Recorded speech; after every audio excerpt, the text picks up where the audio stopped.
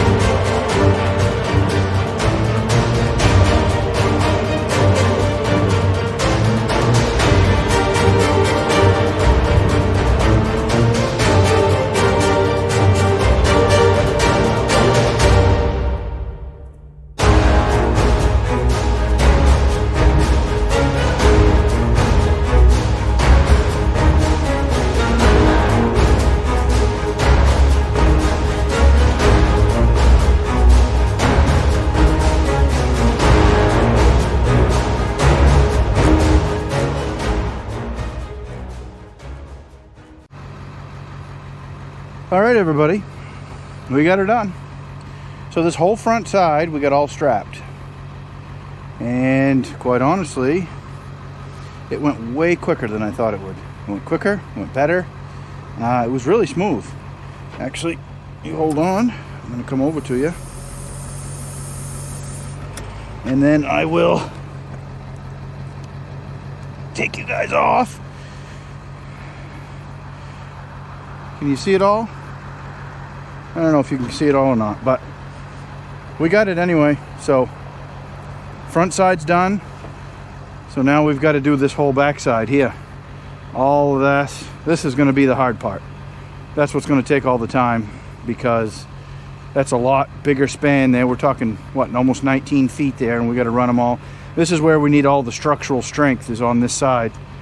I mean, it's enough of a pitch so that, you know, the snow's going to slide off there fairly decent, but we got to be careful of snow load and that stuff. So it's going to be definitely not spaced as far apart as these are over here.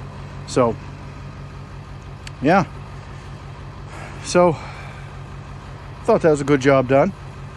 So until next time, thanks for stopping by, guys, and make sure you subscribe, tell your friends, pass it along, and come back and we'll do this again. See you guys.